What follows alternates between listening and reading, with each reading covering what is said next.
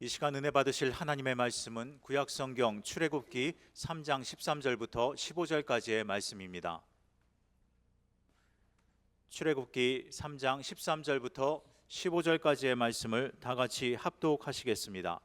모세가 하나님께 아뢰되 내가 이스라엘 자손에게 가서 이르기를 너희의 조상의 하나님이 나를 너희에게 보내셨다 하면 그들이 내게 묻기를 그의 이름이 무엇이냐 하리니 내가 무엇이라고 그들에게 말하리이까? 하나님이 모세에게 이르시되 나는 스스로 있는 자이니라. 또 이르시되 너는 이스라엘 자손에게 이같이 이르기를 스스로 있는 자가 나를 너희에게 보내셨다 하라. 하나님이 또 모세에게 이르시되 너는 이스라엘 자손에게 이같이 이르기를 너희 조상의 하나님 야훼 곧 아브라함의 하나님 이삭의 하나님 야곱의 하나님께서 나를 너희에게 보내셨다 하라. 이는 나의 영원한 이름이요 대대로 기억할 나의 칭호니라. 아멘. 오늘도 우리에게 주의 날을 허락해 주신 그분께 감사드립니다. 시간도 주시고 공간도 주시고 존재할 수 있게 하시니 얼마나 감사한 일인 것입니까? 오늘 그분이 우리 가운데 와 계십니다. 오늘 본문을 중심으로 나는 스스로 있는 자, 이 같은 제목으로 함께 은혜 나누고자 합니다. 모세가 미디안 광야에서 양을 치다가 어느덧 시내사에 이르게 됩니다. 그때 희한한 장면을 보게 되는데 나무가 있는데 불이 사르고 있는 겁니다. 근데 그 불꽃 가운데에 놀라운 형상이 보였던 겁니다. 보통 불이 붙으면 다 재가 되고 꺼져버리는데 계속해서 타고 있는 거예요. 거기에 하나님의 임재가 계셨기 때문인 것입니다. 그리고 모세를 만나서 하나님께서 하신 말씀이 내가 너의 백성을 저 애굽에서 건져서 젖과 꿀이 흐르는 가나안 땅으로 인도해 내리라 말씀하십니다. 이스라엘의 지도자로 삼기 위해서 모세에게 그렇게 말씀하셨죠. 그때 놀라고 또 의아해했던 모세가 그렇게 말씀하시는 하나님을 향해서 내 백성에게 가서 제가 뭐라고 또 말씀하신 분이 누구라고 전해야 할까요? 그렇게 질문합니다. 그때 하나님께서 나는 스스로 있는 자라 하리라 하였습니다. 스스로 계신 분, 이 말씀에는 여러 가지 의미가 있습니다. 우선 첫째로 하나님은 창조주이시고 절대성을 갖고 계시며 유일하신 분이라는 뜻입니다. 천지 만물을 창조하셨죠. 인간의 생사 화복을 주관하시고 지금도 홀로 모든 것들을 주장하시는 생명의 근원이 되시는 분이신 것입니다. 말씀해 보니까 우리 사람은 그분의 형상대로 지음받았다고 그랬어요. 맞습니다. 하나님의 그 속성과 하나님의 DNA가 우리에게 그대로 부여됐어요. 하나님은 창조주십니다. 우리도 마찬가지예요. 창조적인 역사가 삶 속에 나타나는 걸 볼 수가 있는데 예술이라든지 기술이라든지 언어라든지 문화라든지 또 AI 등등 이게 다 창조성이 있기 때문에 가능한 것입니다. 또 이성적인 사고 능력이 있어요. 하나님처럼 생각하고 판단하고 계획할 수 있어요. 또 하나님처럼 도덕적인 그런 개념을 갖고 있어요. 선과 악을 분별하는 능력이 인간에게 있습니다. 뿐만 아니라 사랑 관계성, 하나님은 사랑이기 때문에 우리도 그 사랑 속에 살아요. 사랑이 없으면 사는 게 아니라 할 정도로 인간 삶에 있어서 사랑은 절대 필요 요소인 것입니다. 여러분 사랑받고 있으면 아멘 하시기를 바랍니다. 하나님 여러분이 사랑하고 계시고 또 가족과 이웃과 더불어 사랑하고 사랑받고 살고 있지 않습니까? 하나님은 자유의지가 있어요. 인간은 로봇가 아닙니다. 우리에게도 똑같은 자유의지를 주셔가지고 선택할 수 있게 하시고 또 책임질 수 있도록 하는 그러한 DNA를 우리에게 허락해 주셨습니다. 다시 말해 인간의 정신적, 도덕적 구조 자체가 그 프레임이 하나님의 형상에서 비롯됐다는 거죠. 디바인 이미지라고 했어요. 우리는 다 하나님의 형상과 모든 구조가 정신적으로, 영적으로, 도덕적으로 그분의 틀 안에 있어요. 그러므로 여러분, 그 틀 안에서 살 때 우리가 온전하고 주님이 우리를 향한 그 뜻, 우리가 성취받을 수가 있습니다. 신앙 그리고 예배도 마찬가지. 여러분의 프레임 안에 하나님을 가두려고 하면 안 돼. 여러분의 프레임 안에서 신앙을 가두려고 하면 안 돼요. 예배도, 하나님을 향한 신앙도 우리가 하나님 프레임 안에 들어가야 합니다. 내 프레임 안에서 하나님이 이건 안 돼요. 신앙도 막 이쯤 하죠. 뭐 이래 가지고는 안 된다는 거예요. 여러분, 오직 성령의 흐름에 맡기게 되기를 바라고, 성령이 인도하시면 하나님 프레임 안에 들어가 있게 하심으로 온전하고 또 하나님의 형상대로 지음받은 인간으로 올바르고 제대로 살아갈 수 있는데, 저와 여러분들이 그렇게 살게 되기를 주의 이름으로 축원합니다. 하나님은 스스로 계신 분이에요. 나는 곧 내가 만드는 대로 되도록 만드는 자, 나는 스스로 되고자 하는 대로 되는 자라는 뜻을 포함하고 있습니다. 이것은 하나님은 사람들이 있다고 해서 있고 없다고 해서 없는 존재가 아니라는 겁니다. 하나님은 창조되지 않았어요. 하나님은 창조주이십니다. 하나님은 인간에 의해서 만들어진 분이 아닙니다. 영원부터 영원까지 존재하는 하나님이 우리에게 이르시기를 나는 스스로 있는 자라 말씀합니다. 절대자, 유일하신 분, 하느님은 실론에서 나왔어요. 다른 종교에서도 하느님은 수도 없이 불러요. 그러나 하나님은 오직 기독교에서만 그분을 존칭하고 성호로 쓰고 있어요. 우리 하나님은 한 분밖에 안 계시는 분이시지, 물론 삼위일체 하나님, 성부, 성자, 성령의 하나님, 시대와 그 역할과 기능에 대해서 차이가 있을 뿐이지 바로 한 분이신 것입니다. 하나님을 불러도, 예수님을 불러도, 성령님을 불러도 한 분을 부르는 것입니다. 사람들 뜻대로 좌우될 수 있는 분이 아닙니다. 인간의 어떤 사상이나 어떤 주의 혹은 우편 결코 서 있지 않고 흔들리지 않는 분이신 것입니다. 오직 하나님은 하나님 편에 계세요. 인간의 어떤 진영에 속해 있지 않아요. 그렇기 때문에 누구십니까? I am who I am. 나는 나다. 유명한 말씀. 나는 스스로 있는 자라. 여러분, 누가 그분을 간섭하겠습니까? 누가 그분을 좌지우지하겠습니까? 분명한 것은 우리가 그분 뜻 안에서 살아가야 되는 것입니다. 그리할 때 형통할 수밖에 없어요. 왜? 그분이 절대자요, 창조주이기 때문에, 생명의 근원이기 때문에, 존재의 근원이기 때문입니다. 우리가 그렇게 잘난 게 뭐가 있겠어요? 그분 앞에 아무것도 아니, I'm not, 벌레, 먼지라 그랬어요. 티끌이라 그랬어요. 두 번째, 하나님의 불변성을 얘기하고 있어요. 사람들은 조속지변이야. 아침에 말했다가 뒤에 또 저녁 되기도 전에 막 바뀌어요. 부도를 너무나 많이 냅니다. 캄보디아 사건을 보니까는 캄보디아에 오면은 좋은 직장 주지, 돈도 많이 번다 그래서 갔더니 웬걸 악의 소굴일 줄 누가 알았겠어요? 이리의 소굴일 줄 누가 알았겠냐고요. 근데 하나님은 거짓이 없어요.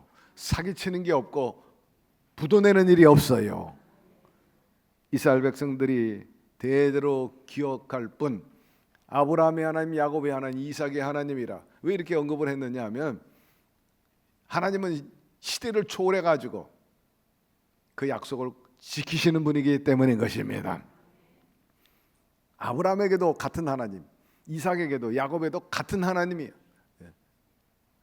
카멜레오처럼 그렇게 변신하거나 또 기회적으로 행동하는 분이 아닙니다. 특별히 그분의 말씀은 1.1획도 변치 않는다 그랬어요. 진실로 너에게 이르노니 천지가 없어지기 전에는 율법의 1.1획도 결코 없어지지 아니하고 다 이루리라. 우리가 읽은 이 말씀은 10년 전, 20년 전, 100년 전의 말씀이 아니에요. 이 말씀은 예수님이 하신 말씀인 것입니다. 2000여 년 전에 하신 말씀, 그 말씀이 오늘도 우리에게 살아 역사하시는 거예요.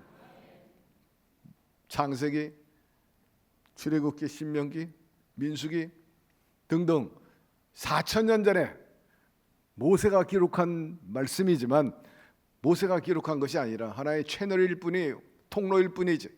성령님이 기록하신 것입니다. 그러니까 하나님의 말씀은 1.1획도 변치 않는다는 거예요. 결코 없어지지 아니라 동일하게 오늘도 적용되고 그 말씀이 살아 운동력이 있게 되는 것입니다. 6000년 전에, 4000년 전에, 2000년 전에 앞으로도 계속해서 이 말씀은 먹는 자에게 역동성과 창조성과 그리고 생명을 불어넣게 될 것입니다. 그런데 만약 우리 하나님께서 인간처럼 자꾸 말을 번복한다든지 혹은 변역한다든지 그러면 어떻게 하겠어요? 만약 하나님이 그렇게 상황 윤리에 따라 자꾸 말을 바꾸고 또 때로는 거짓말한다면 어떤 결과를 초래할까? 우리의 신앙의 근간이 무너지는 것입니다. 아니 우주의 질서와 원리가 완전히 무너져 버리고 마는 것입니다. 여러분 사람과의 약속도 틀어지면 보통 문제가 아니잖아요. 부부간에 신뢰가 무너졌어? 이웃간에 약속했는데 이게 안 지켜져?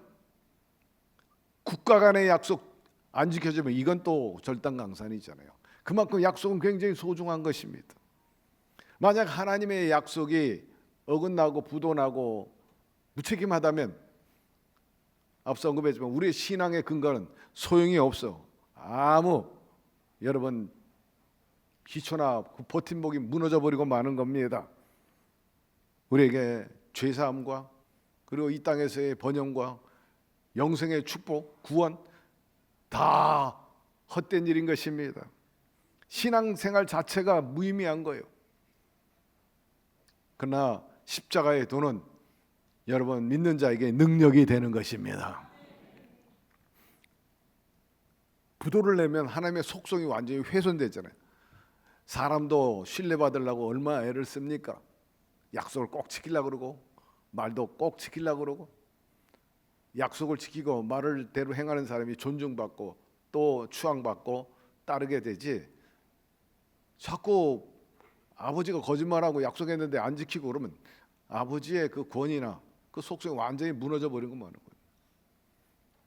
사람들 사이에도 마찬가지야. 그러나 우리 하나님은 신실하신 분이시요 진지하고 전능하신 분이시요 거룩한 분이십니다. 약속을 지키시는 분이요. 한마디로 말해서 오류가 없어. 가끔 우리가 컴퓨터나 혹은 여러 가지 소위 IT 분야에서 하다 보면 오류가 나잖아요. 이거 보통 일이 아니죠. 만약에 하나님께서 오류를 낸다면 이거 보통 일이 아니에요. 하나님은 지금도 우리의 인생을 책임져 주시고 우주를 주관하고 계시는 분인데 그분이 오류를 내면 어떻게 되겠습니까? 혼란이 올 수밖에 없죠. 무질서하게 됩니다. 한마디로 말해서 하나님의 말씀, 기독교 신앙은 하나님의 약속의 불변성 위에 세워져 있고 그 약속이 변하지 않는다는 것을 우리가 의심 없이 믿는 데서 출발하는 것입니다. 그러므로 사랑하는 성도 여러분, 염려하지 말게 되기를 바랍니다. 세상은 변화무쌍하고 인간들은 조속지변이라 할지라도 우리 하나님 절대로 변하지 않습니다. 그 말씀은 일액도 변질되지 않는 거죠. 그래서 느헤미야가 하나님에 대해서 이렇게 칭송한 것을 알 수 있어요. 우리 함께 읽어봅시다. 주는 하나님의 야훼시라. 옛적에 아브라함을 택하시고 갈대아 우리에서 인도하여 내시고 아브라함이라는 이름을 주시고 그의 마음이 주 앞에서 충성됨을 모시고 그와 더불어 언약을 세우사 가나안 족속과 헷 족속과 아모리 족속과 브리스 족속과 여부스 족속과 기르가스 족속의 땅을 그의 씨에게 주리라 하시더니 그 말씀대로 이루셨사오니 주는 의로우심이로다. 불꽃 가운데 나타나셔서 모세에게 하신 말씀이 이것이에요. 너와 내 자손을 아브라함에게 약속한 것처럼 젖과 끓이는 가나안 땅으로 들어가게 하리라 했는데 하나님께서 아브라함에게도 하시고 이삭에게도 하고 야곱에게도 하고 요셉에게도 하고 대대로 그 약속을 주셔서 모세가 행동 대원으로서 또 바톤 터치는 여호수아가 이제 받아가지고 성취하게 됐는데, 우리 하나님은 그 약속한 대로 저 가나안 7족에 대해서 오늘 여기서 언급하고 있습니다. 극복하고 땅을 차지하는 축복을 주셨으니 하나님은 약속을 지키시는 의로운 분입니다 라고 느헤미야 선지자가 찬양을 한 것입니다. 이러므로 사랑하는 성도 여러분, 저와 여러분이 믿고 있는 하나님은 불변하신 하나님이십니다. 약속을 반드시 이루어 주시는 분이십니다. 세 번째, 그분은 영원하십니다. 시간과 공간을 초월하고 계시고 역사 이전에, 창조 이전에 계셨다. 그분은 만들어진 분이 아니에요. 그분은 만드는 분이에요. 그러니까 창조 이전에 계신 분이다. 근데 또 놀라운 것은 시간 안에 있지 않으면서도 시간 안에 일부러 뛰어나오신 분이에요. 그분은 시간을 초월합니다. 공간을 초월하지만 때로는 시간 안에, 인간 역사 안에 뛰어들었다. 바로 예수 그리스도이신 것입니다. 왜 들어오셨는가? 아니, 그 위대하신 분 부족함이 없는데 왜 굳이 인간 시간 속에 뛰어들었는가? 그건 다름 아니에요. 우리처럼 우리의 인생을 경험하고 우리의 부족함을 깊이, 소위 감정이입이라고 입장에 서보는 거예요. 우리 입장에 생각해서 인생이 행복하라고 만들었는데 과연 행복하게 지내는지, 재미있게 살맛나게 그렇게 살고 있는지를 보기 위해서 직접 시간 밖에 계시다가 시간 안에 들어왔어. 역사 안에 들어왔어. 물론 성경에 보니까 예수님께서 웃는 모습의 그 사건들이 성경에 많이 기록되어 있는데, 반면에 또 예수님이 우는 장면도 많이 나와요. 그리고 슬픈 그런 현상들을 보게 되죠. 나인성 과부의 아들이 느닷없이 일찍 죽은 거예요. 울어요. 예수님도 울었어요. 예수님도 육신의 몸을 입고 이 시간 안에 들어와 가지고 배고픔, 그 다음에 고통, 외로움 뿐만 아니라 배신, 심지어는 죽음까지 맛보셨다는 겁니다. 왜 그랬을까? 방금 얘기한 것처럼 우리의 처지, 우리가 당하는 그 고통이 어떠한가, 그 맛을 보기 위해서. 그래야만이 온전한 대속을 하는 거지. 아이가 막 울어요. 엄마가 너무 안타까워져 달래고 얼렵니다. 왜? 열이 펄펄 끓고 못 견디는 거 아이들. 왜 엄마가 안타까워합니까? 체험해 봤기 때문에. 체험하지 않고는 그 아픔을 몰라. 얘가 왜 갑자기 이렇게 난리야? 왜 이렇게 울고 불고 난리지? 왜 이렇게 자지러지는 거야? 도대체 이상한 아이야? 엄마가 그렇게 얘기하잖아. 아, 얘가 지금 감기 들었구나. 얘가 문제가 있구나. 대번에 알지. 처방하려고 그래요. 몸속 경험했기 때문에. 우리 주님께서 바로 그리 하신 겁니다. 그분은 오늘도 우리 가운데 와 계시는 거예요. 말씀이 육신이 되어 우리 가운데 거하시며 우리가 그 영광을 보니 아버지의 독생자의 영광의 은혜와 진리가 충만하더라 합니다. 영원 전부터 계신 하나님이 육신의 몸을 입고 이 땅에 오셔서 인간과 함께 모든 어려움과 고통을 감내하시고 구원하시기 위해서 구세주가 되셨다는 표현을 여기서 말씀하고 있는 것입니다. 여러분, 그러므로 두려워하지 말게 되기를 바랍니다. 그분이 말씀하셨어요. 영원하시다고. 나는 처음이요 나중이니 나는 알파요 오메가라, 처음과 나중이요 시작과 끝이라. 나는 다윗의 뿌리요 자손이 곧 광명한 새벽별이라. 여러분 믿으시면 아멘 하시기를 바랍니다. 네 번째, 스스로 있는 자는 편재성입니다. 무소부재하다. 언제 어느 곳에도 계십니다. 주의 이름으로 모인 곳에 나도 그들 중에 있느니라. 오늘 주의 날이요 안식일입니다. 우리에게만 주신 게 아니라 이 대한민국에서 예배드리는 곳이 얼마나 많아요. 아니 일본에서도 요 가까운 중국, 대만, 우리와 시간상 같은 시간대에 있는다. 아직까지 우리 동쪽이 제일 먼저 시간이 시작되니까 점점 해가지고 우리보다 시간이 늦어져가지고 저 아프리카 같은 데는 7시간이 늦고 또 저 브라질 같은 데는 거의 11시간 이상 늦어지잖아요. 그러나 분명한 것은 그들이 주의 날 안식일 날 하나님께 예배드립니다. 제가 강대상에 엎드려 설교 전에 기도했죠. 하나님, 어느 곳에 있든지 우리들이 예배를 드리면 기쁘게 받아 주시옵소서. 아시아나 혹은 중동이나 아프리카나 저 남미에서 예배 드릴 때 기쁘게 받아 주시옵소서. 그분은 무소부지하십니다. 주의 이름으로 모인 곳에 함께 계시고 주님을 찾고 부르짖는 곳에 달려오시는 분이십니다. 저 바다 끝에 계시고 산골짜기 저 산의 굴 속에 그리고 깊은 강에 심지어는 우주 끝에도 계시는 분이신 것입니다. 어느 날 큰 바다에 파도가 일었죠. 파도가 넘실답니다. 그런데 거대한 바다를 향해서 한 파도가 질문을 던져요. 바다, 당신은 어디서 왔습니까? 바다가 대답해요. 난 항상 너와 함께 있었다. 그렇게 말합니다. 파도는 자기의 존재가 잠깐 스쳐가는 것처럼 그렇게 느껴서 두려웠어요. 그런데 바다가 말하기를 늘 너와 함께 있다. 네가 있는 곳에 내가 함께하고 있는 것이다. 그 말에 파도가 굉장히 안심을 하게 된 거예요.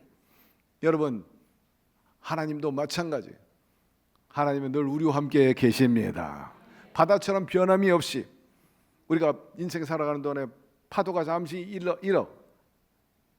그래서 파도가 그야말로 흩어지고 사라지는 것처럼 우리가 그렇게 느낄 것 같지만 그러나 우리 하나님께서는 바다가 파도를 품고 있는 것처럼 저와 여러분을 품고 계심을 우리가 알게 되기를 바랍니다. 스스로 계시는 하나님이 이같이 말씀했어요. 나는 알파와 오메가라. 이제도 있고 전에도 있었고 특별히 이 자리에 성령님으로 와 계시는 거예요. 볼지어다 세상 끝날까지 내가 너희와 항상 함께 있으리라. 구경꾼이 아닙니다. 예배 보러 온 게 아니라 예배 드린다 하는 말처럼 우리 주님께서는 적극적으로 개입해 주십니다. 방관자가 아니라는 거예요. 가족입니다. 아버지가 되는 것입니다. 우리의 형편과 처지를 잘 알고 계시고 도우시고 채우시고 인도해 주십니다. 다섯 번째로 하나님은 자존자이심을 말하고 있어요. 누구에게 의존하지 않아요. 스스로 존재케 하는 분입니다. 독자적으로 존재하시는 분이신 것입니다. 인간에 의해서 만들어지거나 추앙된 그런 우상이 아닙니다. 그분은 스스로 충만하고 다함이 없는 분이라. 다함이 없다는 뜻이 무엇입니까? 끝과 한계가 없다는 거예요.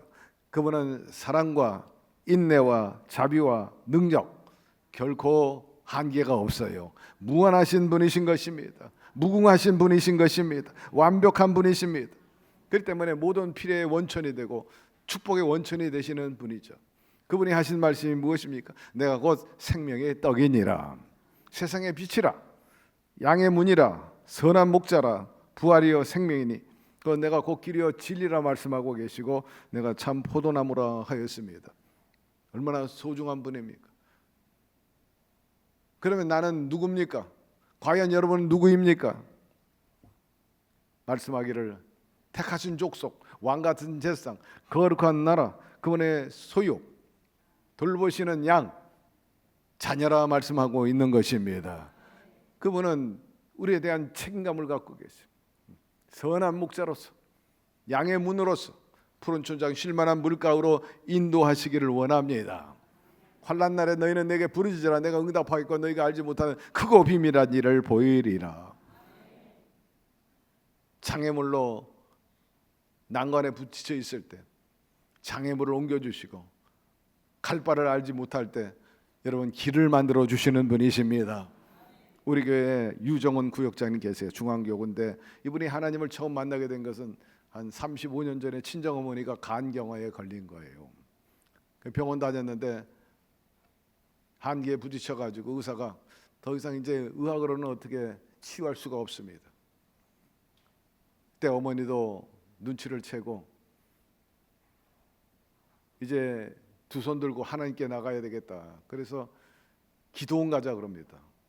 근데 이 유정원 집사님은 그때 하나님을 안 믿었기 때문에 잘 이해가 되지 않았는데 누구에게 들었는지 저 강남 금식기도에 가면은 효염이 있다 소리 듣고 어머니 모시고 갔어요. 그러나 아주 생소합니다. 기독교 신앙에 대해서 아주 문외한이에요. 어떻게 기도하는지 또 예배의 의미도 잘 알지 못했는데, 그런데 옆에 있는 분에게 들은 이야기가 방언기도 하면은 기적이 일어납니다 그러더라는 거예요. 야, 방언기도는 어떻게 받는가? 거기에 이제 관심도 갖고. 그런데 찬양하는데 주님 찾아오셨네 모시어 드리세, 그 곡조와 더불어 가사가 불러지게 되는데 깨달음이었어요. 내가 하나님을 찾은 게 아니라 주님이 나를 찾아오셨구나 하는 것을 알게 되고, 그러면서 열심히 이제 신앙생활합니다. 나중에 성경 구절을 찾아보니까 요한계시록 3장 20절 말씀인데, 문 밖에서 내가 두드리노니 누구든지 내 음성을 듣고 문을 열면 내가 그에게 들어가 그로 더불어 먹고 그는 나로 더불어 먹으리라 말씀과 관련되어 있는 거죠. 하나님이 제가 찾기 전에 먼저 나를 부르셨구나, 나와 함께 계시구나 알게 됐고, 돌이켜 생각하니까 서울에서 살다가 부천으로 이사 와가지고 귀한 전도인을 통해 가지고 순복음 중동교회에 나온 것도 하나님이 그렇게 하신 것이라는 것을 뒤늦게 깨닫게 되었죠. 1999년에 조용기 목사는 기도를 받은 적이 있다고 그래요. 첫째 아이를 낳았는데 둘째 아이가 점점 생기지 않는데 둘째 아이 갖고 싶습니다 해서 서운 기도를 받았는데 조 목사님께서 심고 기도하라, 그 말에 순종해 가지고 믿음으로 실천은 산부인과에 가니까는 임신이라는 겁니다. 한동안 아이 안 낳다가 이렇게 쉽게 임신하는 것도 참 특별한 일입니다 하고 축하를 해 주었다는 거죠. 하나님의 은혜에 감사했어요. 그리고 큰 아이가 대학 입시 예상대로 흘러가지 않을 때 유감이 있었어요. 마치 원망하는 이스라엘 백성들처럼 말입니다. 그러나 그때는 믿음이 좀 들어왔기 때문에 하나님께 원망하지 말자, 더 기도하자, 그래서 기도했어요. 하나님께서 축복하셔가지고 사범대학 들어가고 그다음에 임용고시에 합격해서 하나님의 축복 속에 일하게 되었죠. 제가 오늘 특별히 이 간증을 끄집어낸 이유는 둘째 아들 남병진 형제 때문입니다. 이 아들이 대학 입시를 봤는데 실패했어요. 절망합니다. 그런데 어느 날 중앙교구 성령 대망회가 있는데 하나님 우리 둘째 아들 대학 가게 해주세요 기도했어요. 내 마음에 불쑥 소원이 일어났는데 우리 김경문 목사님께 안수기도 한번 받으면 좋겠다 이런 소원이 일어났대요. 그래서 담당 교구장님에게 얘기를 했더니 제 방에 데려와서 안수를 받게 되었죠. 신방도 받고 그랬어요. 그 후로 상황이 점점 열리게 되었다는 겁니다. 그때 당시에 저는 기억이 없지만은 말씀을 줬는데 디모데후서 1장 7절입니다. 하나님이 우리에게 주시는 것은 두려운 마음이 아니요 오직 능력과 사랑과 절제하는 마음이 담대하라, 그렇게 제가 말씀을 전했대요. 그렇게 하나님께 맡기고 담대함으로 나갈 때 놀라운 기적이 일어나가지고 그 남병진 형제가 한국 외국어대학에 서울 캠퍼스에 합격하게 되었죠. 그 이제 졸업을 하게 됐어요. 그러니까 취업을 해야 되지 않습니까? 근래 언론사의 문을 두드린 거예요. 마음의 소원이 일어나 기자가 되고 싶어가지고. 그래서 지난 9월 초에 한국일보 마침 채용 광고가 나와서 서류를 냈습니다. 접수한 다음에 그 절차가 굉장히 복잡했어요. 서류 심사 이후에 또 필기 시험 그리고 기획안 PT 프레젠테이션 그리고 면접 그리고 또 일부 인턴 과정 최종 면접까지 뭐 첩첩산중이야. 계속해서 얼마나 중간에서 과정이 맞는지 체크가 되고 있는지. 이제 추석 3일을 앞두고 연휴가 들어가는데 수요일 날 들어왔어요. 그것도 추하영 전도사님이 유정원 집사님에게 자 이제 끝까지 왔는데 안수 한번 받으면 어때요? 그래서 제 방에 들어온 겁니다. 그래서 열심히 이제 기도를 해 주었죠. 내용을 알고 보니까는 1차 서류 때 2,000명이 어플라이를 한 거예요. 2,000명이 시작을 했어요. 그 다음에 2차 합격자가 300명 그 안에 들어갔어요. 그다음에 3차 합격자 명단 50명 중에 들어갔어요. 그 다음에 4차 합격 마지막 6명 안에 들어갔어요. 근데 6명 안에서 또 들어가야 돼. 그래서 저한테 와서 안수받은 거예요. 그리고 추석 전날 주일날이었어요. 월요일 추석 주일날 또 한 번 왔어. 또 한 번 기도했어요. 빡세게 기도했어요. 다 왔는데 하나님 여기서 탈락되면 너무나 억울합니다. 2,000명 가운데 6명이 들어갔는데 그런데 그 명절 지나고 합격자 발표가 나왔는데 그 6명 중에 4명이 뽑혔는데 그 안에 들어갔습니다. 할렐루야. 정말 쉬운 게 아니에요. 2,000명 중에 4명 됐다. 참 보통 경쟁률이 아니죠.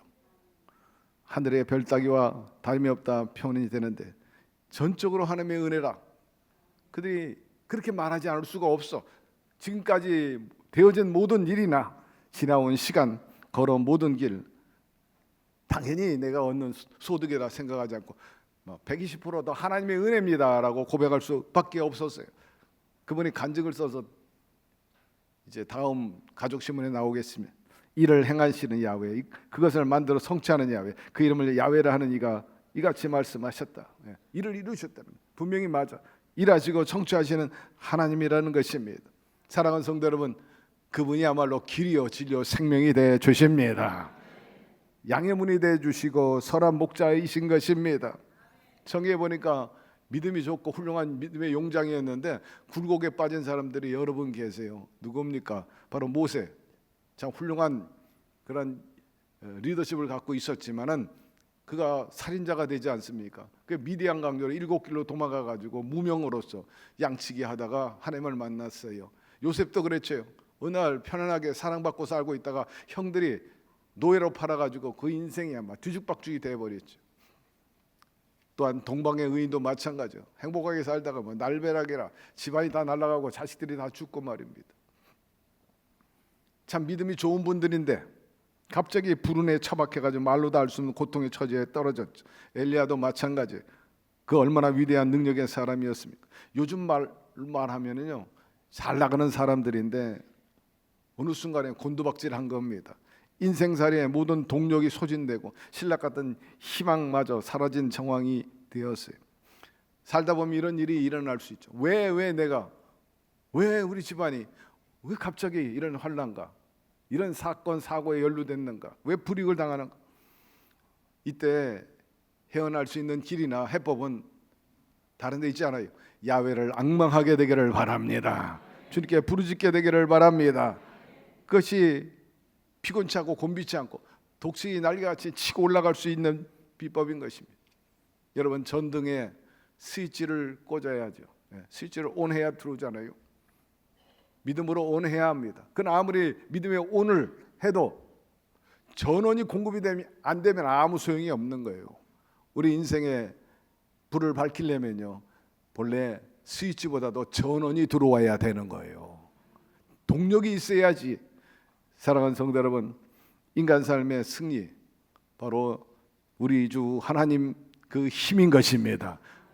그 존재의 근원이 우리에게 연결될 때 의미 있는 삶 그리고 생명을 얻을 때 더 풍성이 얻는 그런 삶을 살 수 있는데 여러분들 그렇게 살게 되기를 주의 이름으로 축원합니다. 말씀해 보니 예수 그리스도 구원자로서 이 세상에 다른 이름을 주신 적이 없다고 말씀하고 있어요.